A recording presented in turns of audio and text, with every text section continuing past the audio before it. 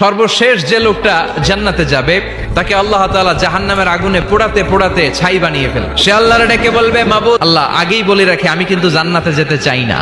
তোমার জান্নাতটা তুমি কত সুন্দর করে বানিয়েছো, আমি একটা নজর শুধু দেখতে চাই।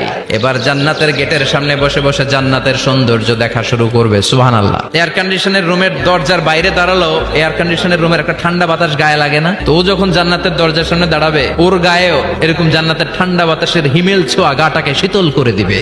ওই হতভাগা লোকটা বলবে, আল্লাহ এত সুন্দর জান্নাত তুমি বানালাম, চোখ দিয়ে সৌন্দর্য দেখি, কান দিয়ে আওয়াজগুলো শুনি, হুর আর গেলমান হেঁটে বেড়ায়। ও আল্লাহ, আমারে তুমি মাফ করে দাও, জান্নাতের চিপার মধ্যে এক কর্নারে তুমি একটু আমারে জায়গা করে দাও। আল্লাহর দয়া হয়ে যাবে, মায়া হয়ে যাবে। আল্লাহ বলবেন, ঠিক আছে জান্নাতে যা, তোরে আমি জান্নাতে ঢুকাই দিলাম, তবে মনে রাখিস তোর জান্নাতটা হবে সবচেয়ে ছোট জান্নাত, আর তোর জান্নাতটা হবে এই পৃথিবীর 10 গুণ। চিল্লায় এখন সুবহানাল্লাহ।